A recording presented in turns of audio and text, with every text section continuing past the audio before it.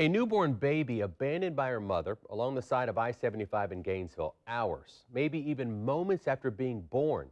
Fast forward now 29 years to the reunion of that infant, now a grown woman, with the mother who placed her on the ground and drove off. It is a story that made headlines back then, and Mary is joining us now with one local woman's journey to write a new ending. Mary? Tarek, Katie Chorbach says she was the I-75 baby, an infant left in the dirt with fire ants on her next to a gas station back in 1987. She somehow grew to accept it through the years, especially since she was adopted by a loving couple here in Jacksonville. But there were those nagging questions. Who was that woman who left her, and why? She recently found out and was startled by her own response. I was full of hate and rage and anger. It was the why me. And it's easy to see why. These newspaper clippings from the Gainesville Sun from 1987 are about her, an abandoned baby wrapped in a torn sheet, her face covered with biting ants left outside a gas station on the ground. But now... Yeah, it is hard to put into words. I've never been here, so it's my first time. This is her first time back at the very spot where her biological mother left her 29 years ago, next to a newspaper stand outside the Shell station on Northwest 39th off I-75 in Gainesville. It turns out the woman delivered her in a field before dawn, alone, without telling anyone, and then drove to the gas station. Being able to look at it and realize this is where I was left and found. Two men working at the station found her, stunned, no doubt, and later that baby, now Katie Chorbach, met them.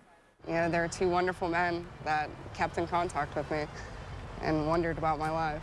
And she wondered, too, for years, why this was done to her, even though a Jacksonville couple eagerly adopted her, giving her a faith-filled, loving home. Was this a remarkable case for you to be involved with? Yes, most definitely. Trish Logan is a Jacksonville attorney and good friend of Chorbach. She says her friend was curious about her past, but it was Logan who pushed to piece together this puzzle. It's her passion, helping people track down their heritage and lost relatives. But this case was different. She had nothing to go on, no names, background information, only a DNA test and her laptop. Ancestry.com helped her connect the dots. And then the reunion with a reluctant Charlotte, the Bushnell mother of 10 we won't identify for her privacy, who left her in the dirt. Their resemblance was startling. Chorbach didn't expect her response would be so accepting. I don't want to send her to jail. I just wanted to meet her and look her in the face. And find out why she abandoned her own flesh and blood. She was moved when Charlotte told her she did it to protect her, to keep the baby girl from living in a home tormented by domestic violence. Charlotte told me she left me next to the newspaper bin so that somebody would find me, because she said that they would come and fill it soon. Another sign she did care for the baby she left behind. The one thing she asked me is if I thought God forgave her, and I said yes, because, look at my life today. I was able to look her in the face and forgive her and realize that, I was better off where I was. Truly, what a gift.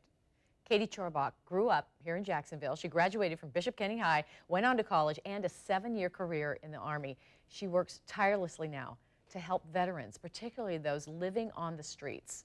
Keep in mind, she started her life on the street.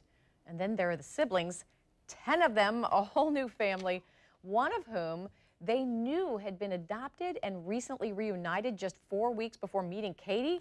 Her new siblings are still a little stunned, but she feels truly accepting of their sister now. Tarek, is that just a remarkable story? A remarkable story, and the fact that they were able to find each other in that sense of forgiveness. It's amazing that she was able to forgive her, and now she knows more. But what about that adoptive family, the Jacksonville couple who adopted her? They have been so supportive of Katie. They were supportive of her reuniting with her birth mother. They chose not to be interviewed, though, saying that this is Katie's story. But by the way, this young woman's goals include becoming a general contractor.